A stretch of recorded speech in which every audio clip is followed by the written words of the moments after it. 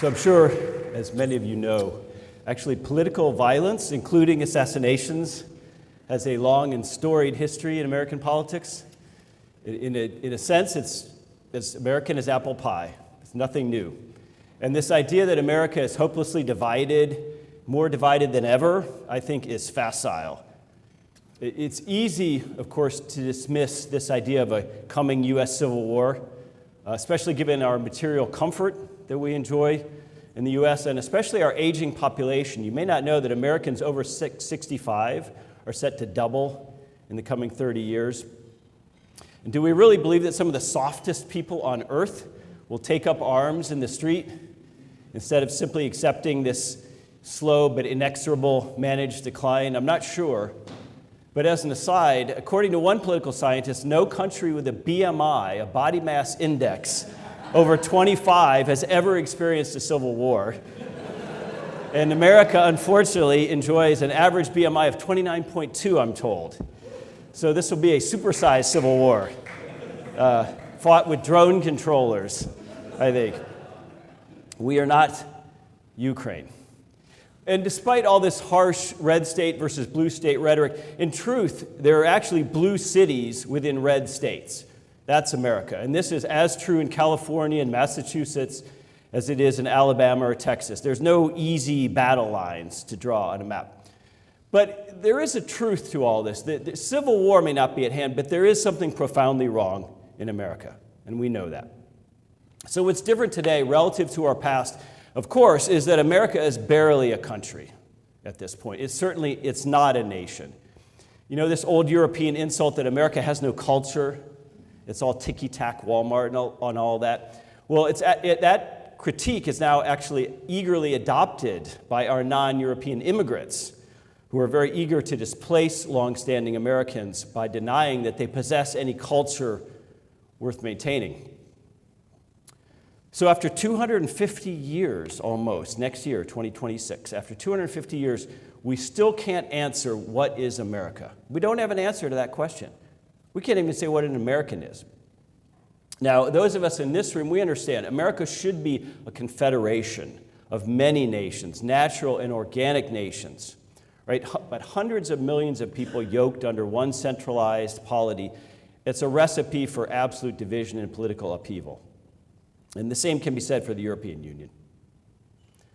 But unfortunately, America is not a confederation. The best way to understand America in 2025 is that it's an economic arrangement. That's what it is. It's a place where most material things still work. In other words, think about physical and digital infrastructure. Electricity, sewage, hot and cold running water, our gas stations and highways, our banks, our warehouses and logistics and distribution, our farms and food production, our telecom, our internet and software, the retail distribution of all this. It all still pretty much works. It's getting worse, but things still work. They're deteriorating. And a working economic arrangement, call it materialism if you like, it's not nothing. Don't get me wrong, just spend a few weeks in the third world to remind yourself of this. But more broadly speaking, apart from materialism, America just no longer works. As a country, as a society, as a culture, these Whig economists who gaslight us that everything is fine, you know, they ignore, of course, that well-being is subjective, well-being is relative, it's not measurable by economic statistics.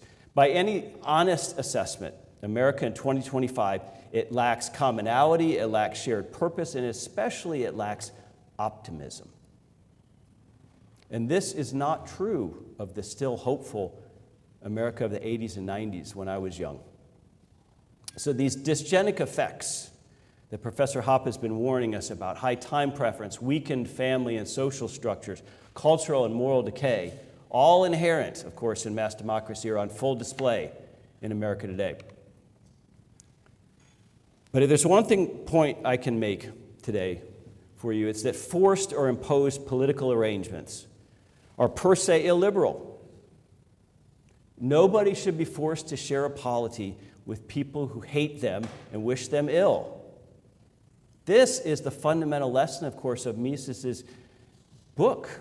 He literally wrote the book Liberalism and Nation, State, and Economy, both during the interwar years, in my view, that both these books are misinterpreted as calls for political globalism. On the contrary, they are calls for radical secession and subsidiarity. And this is true for the EU, as I mentioned, but it's especially true and especially needed in America, where maybe 400 or 450 million people just don't much like each other. And you notice I said 400 or 450, not 330 million, because I absolutely don't believe the government statistics on population. I think they're lying through their teeth because they don't want us to fully grasp the implications of mass immigration. But I think the US population is much higher than advertised. If we want to identify and understand the current American landscape, I'll offer three key elements. First, and this is wonderful, America's at a tremendous inflection point. We are finally shrugging off a false narrative after 8 decades of this post-war liberal consensus. It's really a once-in-a-lifetime opportunity to remake a populist American right, independent of Trump and Trumpism. Second, this is delicious, folks, America is post-persuasion. I love this phrase. It's not mine.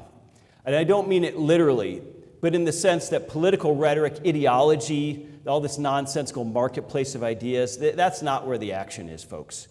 This meaningful change that's happening in America, it's baked into the cake of reality. It's happening upstream and quite independent of politics. And third, what about us? What about those of us in this room? How should we think about this new reality? Do we have the courage to examine our own priors, to rethink how society should be organized, to understand that politics is empirical, unlike economics? It's not axiomatic. And do we have the courage to re-examine liberalism per se, not just as it's practiced? I think we should. So, the post-war liberal consensus. For the first time in my lifetime, Americans are questioning their country's identity as this post-war hegemon forever and ever. We're the boss. I'm talking about an actual fundamental shift in the perception of average Americans towards this idea that what everybody knew was true, but in fact was deeply false. This heralded post-war consensus. And of course, we all understand this demanded after World War II that this new reality must be created by Uncle Sam. We have to have liberal, universal democracy. We have to have an international rules-based order with America as the moral avatar of that. We need a NATO alliance to surround the Soviets. We need the vast American military as the global police force. We need the fiat US dollar as the world's reserve currency. And we can't have any more nationalism. We can't have any more Germanys. We can't have any more strong gods, which is what R.R. Reno calls them. We can't have any more Auschwitzes. But nobody ever says we can't have any more Holodomors or Dresdens and Hiroshimas. You ever notice that? You know, the West is just an idea. It's replicable anywhere. But it's always favoring mass immigration from south to north, from east to west. And this progressive arc that we were on, this would someday, by the 90s, let's say, it would blissfully culminate in the end of history, as Francis Fukuyama, decades later, ludicrously termed this. He's still employed at Stanford, by the way. And this consensus would bring us Karl Popper's open society, pluralistic and democratic, and worried much more about meaning and individualism than objective truth or, God forbid, religion or transcendent truth. And so our predecessors, the old right, the non-interventionist and culturally focused real right, fell away. It lost all of its punch and vigor, and we were left with this deracinated conservative movement, the Buckleyite fusionism, which began in the 1950s and 60s, and which ultimately produced this disfigured neoconservatism. Now, there are people in this room old enough to have been Cold War skeptics, of course. Americans born between, let's say, the end of World War II and the 1980s, we all grew up being told and believing the Soviet bear was this existential threat. Not only a nuclear threat, but our entire way of life. And we've got the domino theory. We must contain the Soviets, or else we're going to end up like Eastern Europe or Southeast Asia. And the American public, to its discredit, fervently bought into all this. The American right wing, in particular, as I mentioned, particularly lost its mind over this. But when we fast forward to the 1990s, after the fall of the Berlin Wall, it turns out the Cold War skeptics were right. We were right. The Cold War was an absolute farce. It was an unnecessary war against a hapless foe. The Soviet economy was a basket case. Paul Samuelson said by the 1990s they would surpass America in GDP. It was absolute nonsense. The Soviet people were starving.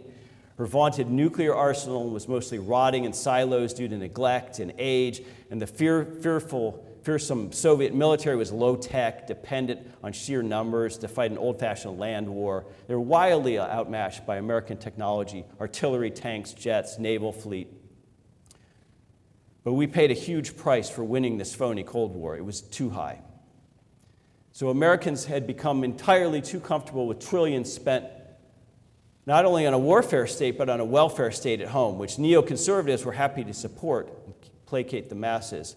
We were absolutely hemorrhaging money to support this empire, a standing military, 750 military bases, 80 countries, an entrenched permanent deep state bureaucracy, DOD, CIA, NSA, State Department, all these apparatchiks who answer to nobody, and a gigantic defense industry now worth almost $1 trillion annually in revenue.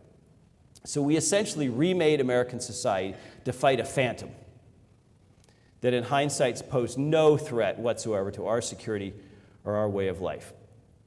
So this entire post-war liberal consensus, it was all fake and gay, as the kids in America like to say today. It was an elite-driven narrative. It was a manufactured set of beliefs that were never popular and virtually always rejected when given an opportunity at the ballot box. It was forced on the American public by government and politicians, by global elites, moneyed interests, and it was filtered relentlessly through the media, through the schools, but this conventional wisdom was all wrong. The end of the Soviet Union did not bring an end of history. There was no peace dividend. In fact, there was no peace. U.S. hegemony and interventionism hollowed us out and bankrupted us morally and financially, and the mighty fiat U.S. dollar turned us into a nation of zombie spendthrifts who export their inflation. So shrugging off this illusion, I view as very positive. It finally frees up the American right wing after 80 long years to reject neoconservatism and its fruits. But that rejection is limited. It's limited by the fact that America is what we term a post-persuasion nation. This term was coined by Steve Bannon. A lot of you will remember him as the architect of the first Trump campaign. And I first heard him say this on a PBS documentary. That's our state-run television in America, called America Divided, back in the quaint old days of 2016, which seems not so divided relative to today. But what Bannon asserted was that we're post-persuasion, that access to all of this information actually makes us less curious today and less willing to consider other people's views. In other words, we have virtually all of human knowledge accessible to us in this little mobile phone in our pockets. But instead of making us more open-minded, we've actually dug in as a result of this. This sheer information overload causes us to close our minds, not to open it. So for Bannon, this meant that politics was no longer about persuasion, but it was about mobilization. And when he said it, there was at least a whiff of mobilization, meaning in the streets, not just at the ballot box. And so because we're now in this landscape where we can all find these media sources that confirm our perspective and our biases and dismiss anything that doesn't, this notion of politics and democracy creating some sort of consensus amongst Americans is almost entirely lost. Because we're all stratified customers. The people of every ideological stripe live in vastly different digital media worlds, even though, as I mentioned, they're mixed together amongst blue cities in red states. Even when we live in close physical proximity, we no longer have that commonality that we used to have.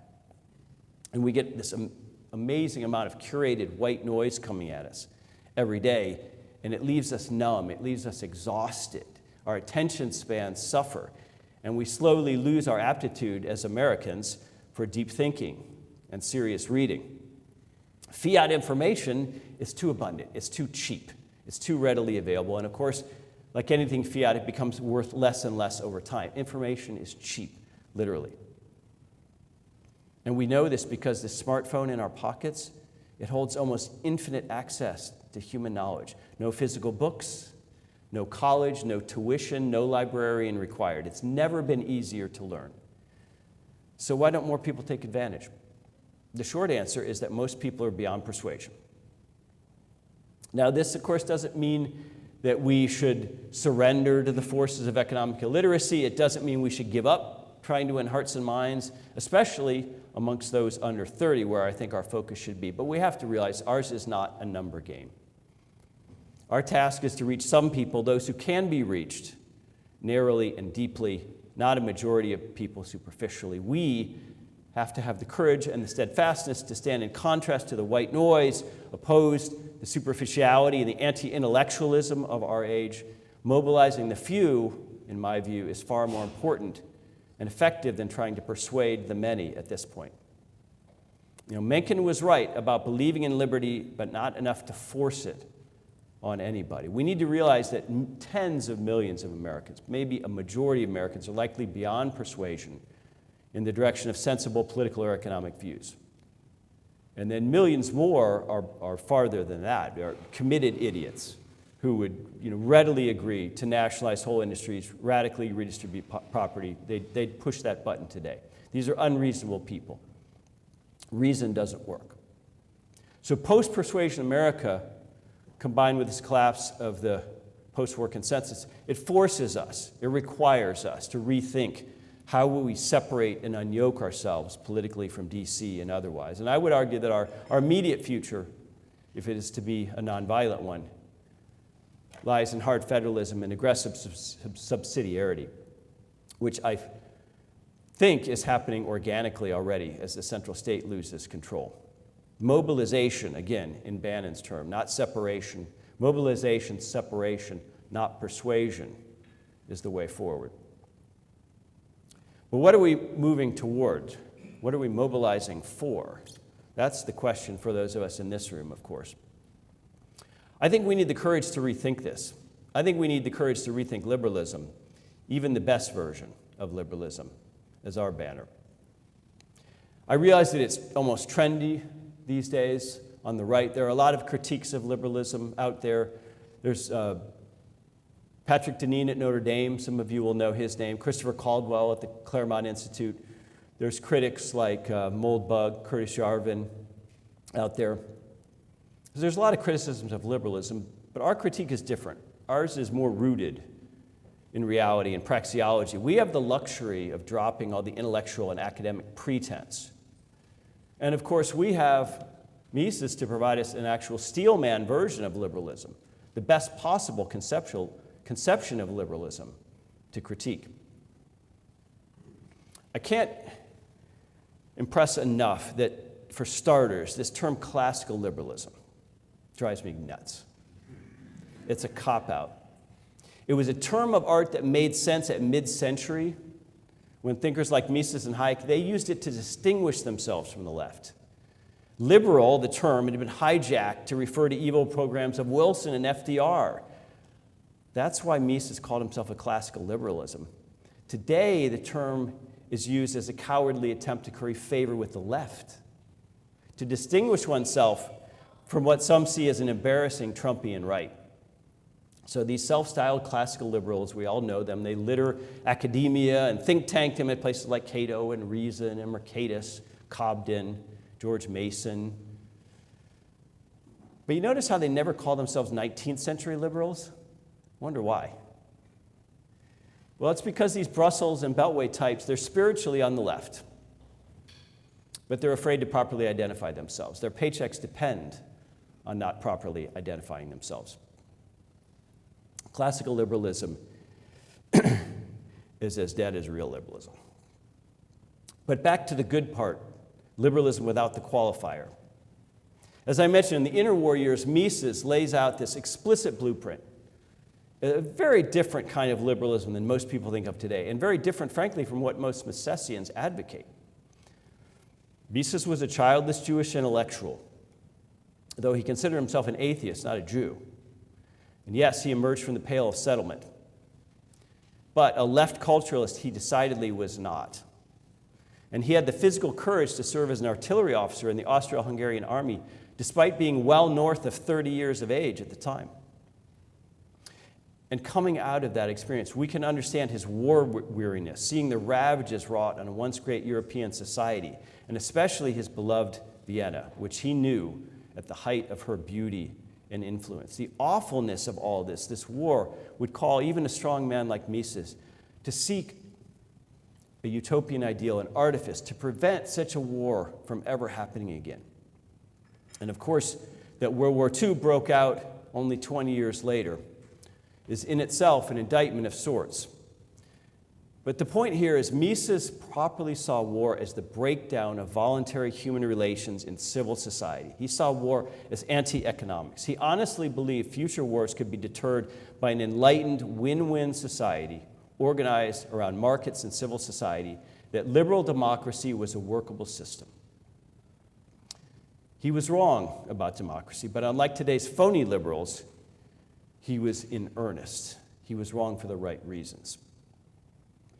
Now, I mention scale when I say mass democracy, because the problems of mass democracy and universalism. Mises believed in the nation state.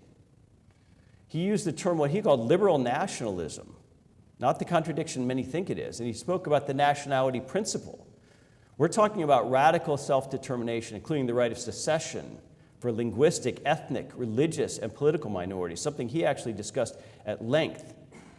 We're talking about a very radical 19th century version of liberalism. Rigorous laissez-faire at home, free trade, diplomacy abroad to deal with foreign nations, and most importantly, to avoid these aggressive tendencies required by any impulse towards autarky. So Mises's liberalism was a very different animal than what we think of today when we use that term. And the problem, of course, is what Mises envisioned was never fully implemented, and where it was partially implemented, it didn't last. The 20th century, contra our Beltway libertarian friends, was actually an illiberal disaster. The Western world went backwards, politically, culturally, and socially, not forward.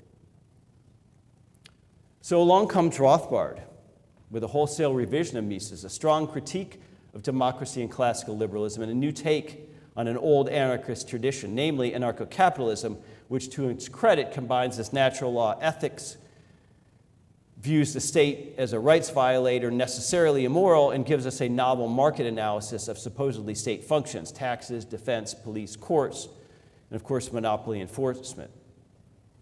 You fast forward to the 1990s, and Professor Hoppe takes anarchism private. He takes it local by demolishing the myth of some sort of need for national defense and calling for 1,000 Liechtensteins in the form of private law societies, truly private societies run by natural elites with limited voting, citizenship, and franchise. And the closest embodiment we had in American politics towards all of these ideals was, of course, Ron Paul. And so we rejected the state, and we had our conferences, and we wrote our books. But rejecting the state is not enough. We also have to reject what I think is a false liberal framework that surrounds us, like water surrounds a goldfish. The goal of society is setting the conditions for individual self-actualization and happiness. I don't think that's the goal of society. Or as the classical liberals say, human flourishing. What a phony term. They can't define it. This is entirely wrong. It's flawed in theory and it's flawed in practice because of its fundamental disconnections with human nature. Life is not about happiness or liberation or self-actualization. And the institutions in society, which are really mechanisms of state enforcement, can never be neutral.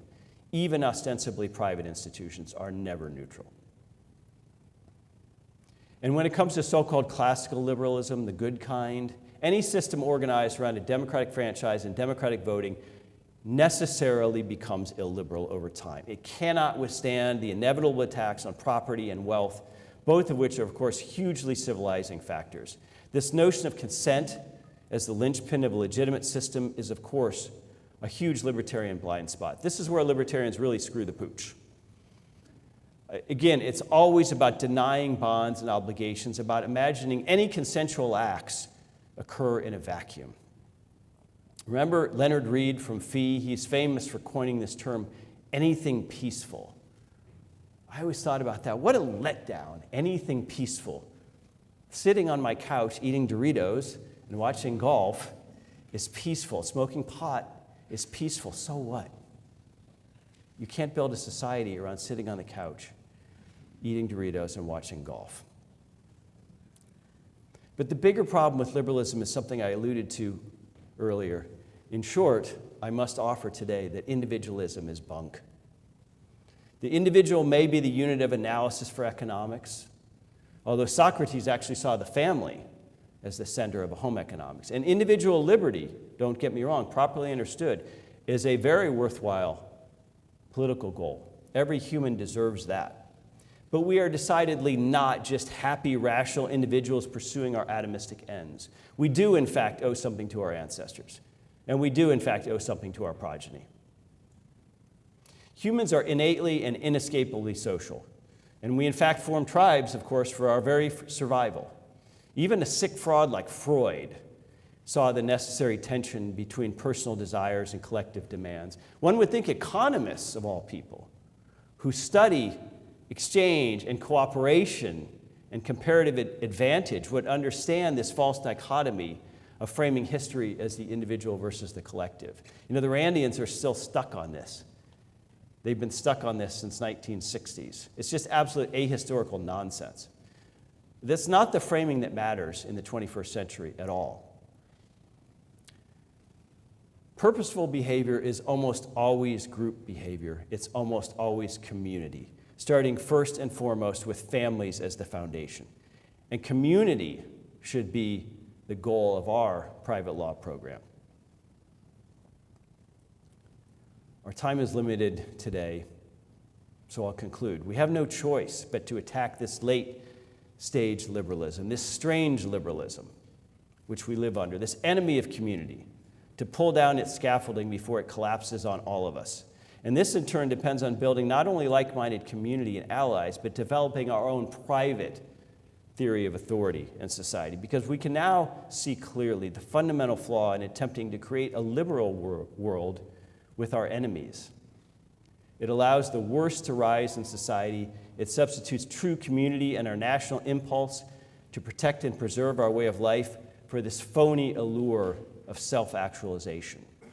Liberal democracy and mass representative voting can only mean rule by a managerial class, both in and out of government, on behalf of an oligarchic elite.